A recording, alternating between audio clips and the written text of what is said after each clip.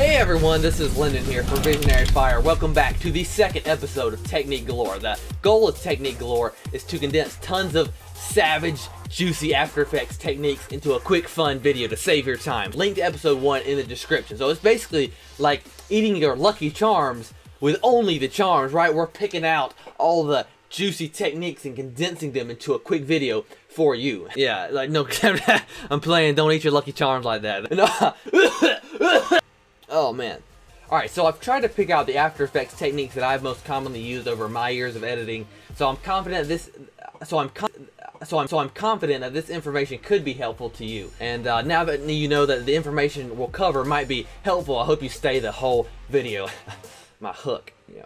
So in addition to the main techniques of this episode, we're also going to explore a lot of software knowledge and tricks along the way. So that in itself should hopefully make this episode worth your time. So now, we all know how bad procrastination is to success, right? Like, alright, so let's go ahead and start this off with a really quick and easy yet super useful technique. Like, this technique is lit. Let me go ahead and show you. So we have this scene where we're trying to composite this stock footage into a shot. So what we want to do, we don't want the fire to exist where this white basket mat is, right? So we don't want the fire to exist right there. Okay, so how do we do that? Well, we could do something stupid and like try to put this basket mat above each individual fire layer, then do alpha inverted mat. And then we have to do that for each individual fire layer, and then it'll like double the number of layers you have in your comp. That'll be so messy. That is not the way we need to go. So here's where the technique comes in, guys. What you need to do is go over here to the layer blending modes and choose silhouette alpha. Boom, I told you guys, super lit.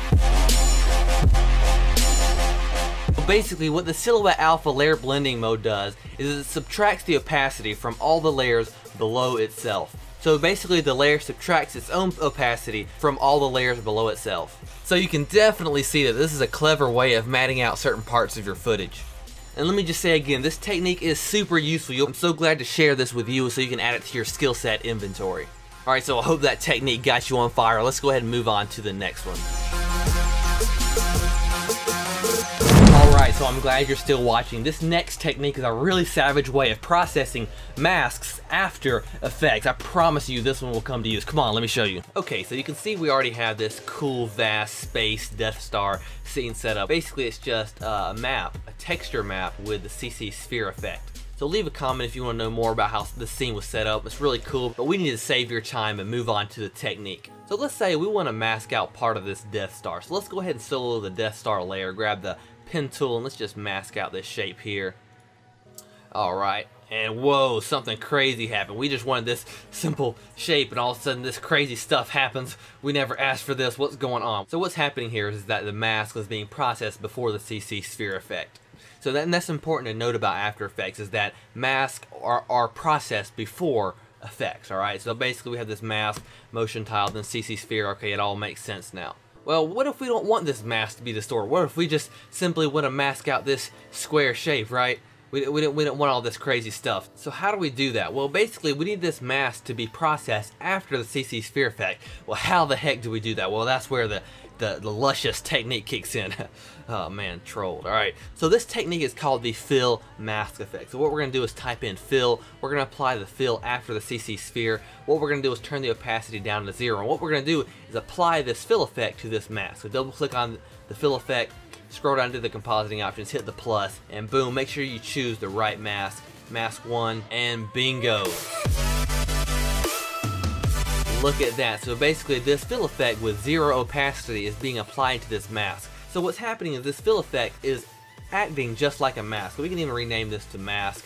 So the advantage here is that we can control the order of operation. We can put it before the motion tile, we can put it after the effects, After Effects. We can do whatever we want because this mask is behaving just like an effect now. It's like typing in the mask effect. What? There's no mask effect. Maybe because I spelled it wrong. But you know, there's no mask effect. But there is a fill effect, and we can apply the fill effect to the mask, and that's a super cool technique. It's super useful, super nifty. I use it all the time. It's particles. What the heck? Nothing happens. So we apply the fill effect after turn the opacity down to 0. Go to the compositing options. Boom. Now we can mask out this trap code particular. Okay, so we have this gradient on this layer. We want to stretch out this gradient. Oh crap, it stretched our mask too. That's bad. Well, we need to process our masks after the transform effect. Boom! Now only the gradient is stretched and not the mask. That's what I'm talking about, the fill mask technique. So you've made it to Technique 3. You must enjoy learning. Well, you better enjoy learning because I'm giving out my secrets one after another. Oh, and please remember to leave a like. It takes you like 2 seconds. It really helps me out. 200 likes would be epic tacos. Now, this last technique is about how you can control and improve 3D camera tracks by manually adding in points. This is going to be awesome. Let's do it. Okay, so now let's say we want to do some stock footage compositing. And this footage is actually from actionvfx.com, a stock footage company that sells really high quality elements for low prices. And this isn't sponsored, I'm just good friends with these guys. But anyway, we want to do some stock footage compositing. So always the first step is to track the scene. Now let's say we want to do a 3D track because we want these stock footage elements to be in real 3D space. So the first thing we do is mask out this moving subject in the front here so we won't have inaccurate track points. And then we gotta go to layer, pre-compose, so that the camera tracker honors the mask. So we can go up here to animation, track, camera.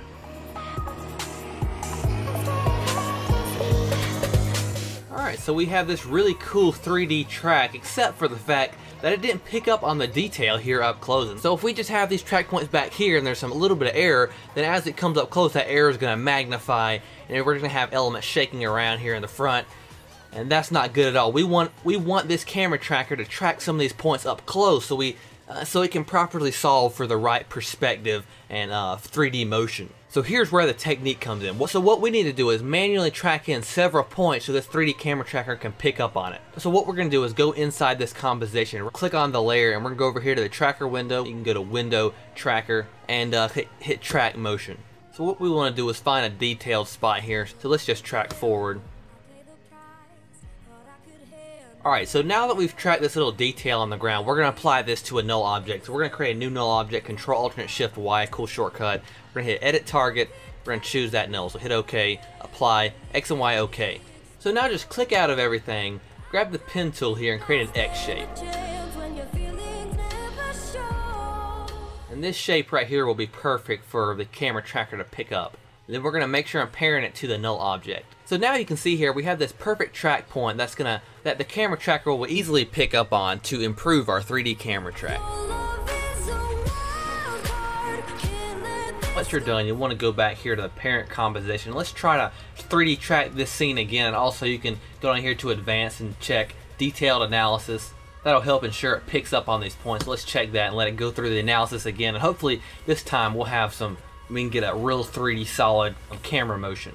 And look at here, it picked up on those track points, so we should have a pretty solid track now. Let's just create a little floor, create solid and camera.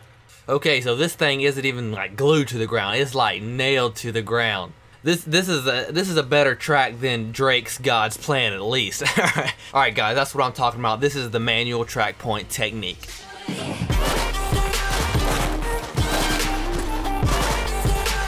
Oh, wait, wrong trap song. Let me try that again.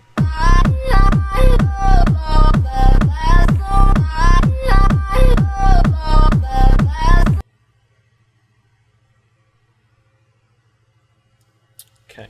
So I hope you feel like you've used your time efficiently in this video. Some of these techniques you may have discovered already, some of them you haven't. Either way, everyone's skills are different. I hope you're on fire now. So share this video to let people know that you're involved in advanced VFX skills and also to help give Technique Galore some exposure. I appreciate that. So stay close and in contact by following my Facebook page and Instagram. I've got that. And also guys, please visit my Patreon page. I need your help there. By the way, all links in the description below, so if you thought this video was pretty lit, remember to subscribe so you won't lose access to this channel. Add Visionary Fire to your subscription list. Your YouTube channels will make a fine addition to my collection. Okay, anyway guys, that's it. My name is Lendon Bracewell for Visionary Fire, and until next time, I'll leave you to it.